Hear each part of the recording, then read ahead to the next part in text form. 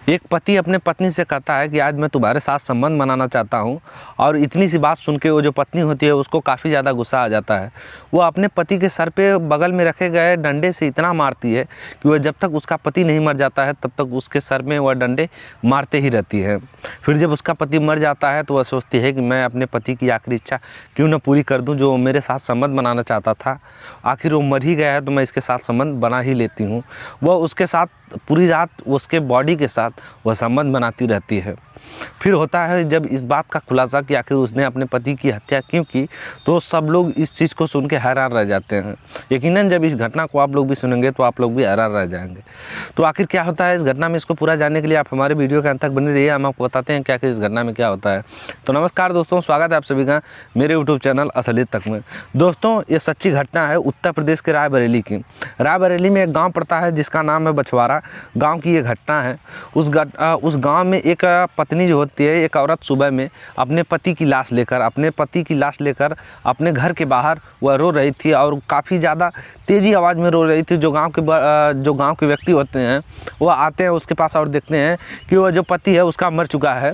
फिर वह उसके पति को मरे हुए देखकर वह काफ़ी ज़्यादा आश्चर्यचकित नहीं होते हैं, क्योंकि वह जो पति होता है वह डेली शराब पीकर आया करता था और वह अपने घर के बाहर सो जाया करता था। वह ऐसी हरकत किया करता था जिसके उसके मरने के बाद कोई यह अफसोस नहीं कर रहा था कि उसका पति मर गया है।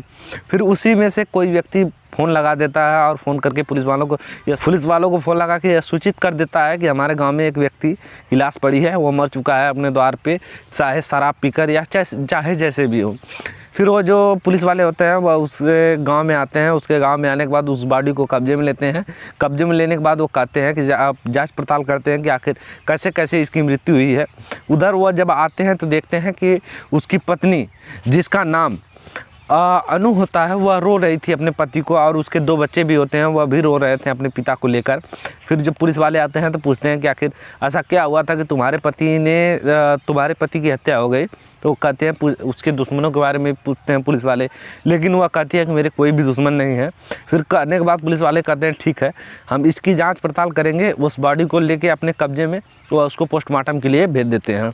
पोस्टमार्टम की जब रिपोर्ट आती है तो पोस्टमार्टम की रिपोर्ट में पता चलता है कि जो व्यक्ति है वो बल्कि आज नहीं, यानी कि जिस डेट को वह लाश गई थी पोस्टमार्टम के लिए, बल्कि उस डेट का नहीं वह व्यक्ति मरा हुआ है, या ना उसके 1 दिन पहले का, बल्कि वह 2 दिन पहले का व्यक्ति मरा हुआ है। यह सब देखने के बाद पुलिस वाले काफ़ी ज़्यादा जो उनका शक होता है वह तुरंत आते हैं पत्नी पर, उनका जाने लगता है शक। जब वह पत्नी पर शक उनका जाने लगता है तो वह पत्नी के पास आते हैं और कहते हैं कि जो तुम्हारे पति की मौत हुई है वह बल्कि आज नहीं बल्कि 2 दिन पहले हुई है, और उसके सर पे गिर के उसकी मृत्यु नहीं है, बल्कि उसके सर पे डंडे से वार किया गया है, जिसकी वजह से उसकी मृत्यु हुई है। यह सब कहने के बाद पुलिस वाले उससे पूछते हैं, लेकिन कुछ पता नहीं चलता है। फिर उधर जो उसके बच्चे होते हैं, 2 बच्चे होते हैं, उनसे पुलिस वाले पूछते हैं कि बेटा आखिर तुम्हारे पिता को तुमने आखिरी बार कब देखा था। तो वो जो बच्चे होते हैं वो बताते हैं कि हमने आज के 2 दिन पहले अपने पिता को देखा था। वहाँ पे जो हमारी माँ थी वह हमने अपनी माँ से बोला कि पिताजी कहाँ हैं, तो माँ बोली कि पिताजी बहुत काम करके आए हैं, वो थक चुके हैं, उनके पास मत जाओ वरना वो तुम लोगों को मारेंगे, वो सो रहे हैं। यह सब करने के बाद हमारी माँ हमें खाना खिलाकर सुला देती है।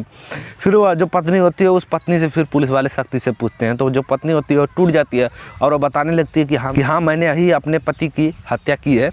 जो मेरा पति है वह मुझसे हमेशा शराब पी के आया करता था, मुझसे जो मेरा पति है वह हमेशा मुझे मारा करता था, शराब पी कर आया करता था, मुझे लोगों के सामने बेइज्जत किया करता था, जो मुझे काफ़ी ज़्यादा पसंद नहीं था। मैं ब्यूटी पार्लर चलाया करती थी, और जो मेरा पति है वो शादियों में जाके खाना बनाया करता था, लेकिन वह फिर भी मेरे पैसों को उड़ाता था। अपना पैसा तो उड़ाता ही था, मेरा पैसा भी वह अपने शराब में उड़ाता था, जो मुझे बिल्कुल भी पसंद नहीं था। मैं काफ़ी दिनों से प्लानिंग कर रही थी कि अपने पति की अब हत्या ज़रूर कर दूंगी। इस चीज़ को लेके मैं काफ़ी ज़्यादा टेंशन में आ चुकी थी।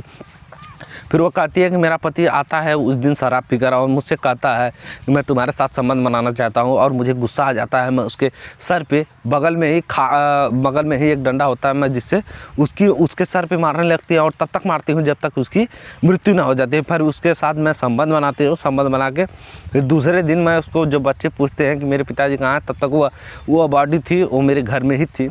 फिर उस दिन मैं बच्चों को खाना खिला कर सुला देती हूँ।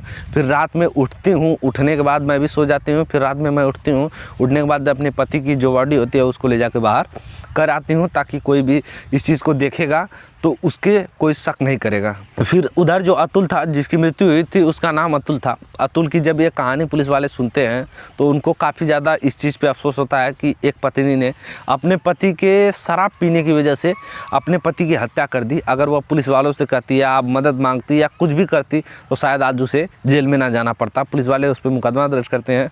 मुकदमा दर्ज करने के बाद उसे जेल भेज देते हैं। फिर उधर जो 2 बच्चे होते हैं वह अनाथ हो जाते हैं। अब उन बच्चों का क्या होगा वो तो पुलिस वालों और उस गांव वालों पे डिपेंड करता है कि अगर उस बच्चों का क्या होगा। बाकी अगर आप लोगों को इस वीडियो में इस चीज़ के, इस कहानी के बारे में अगर कुछ अपनी राय देनी है तो आप अपनी राय हमारे कमेंट बॉक्स में रख सकते हैं। बाकी ये वीडियो आप लोगों को थोड़ा पसंद आया तो लाइक, कमेंट, शेयर और चैनल सब्सक्राइब करना बिल्कुल मत भूलिएगा। हम मिलते हैं इसी तरह किसी नेक्स्ट वीडियो में, तब तक के लिए tata, take care, bye bye.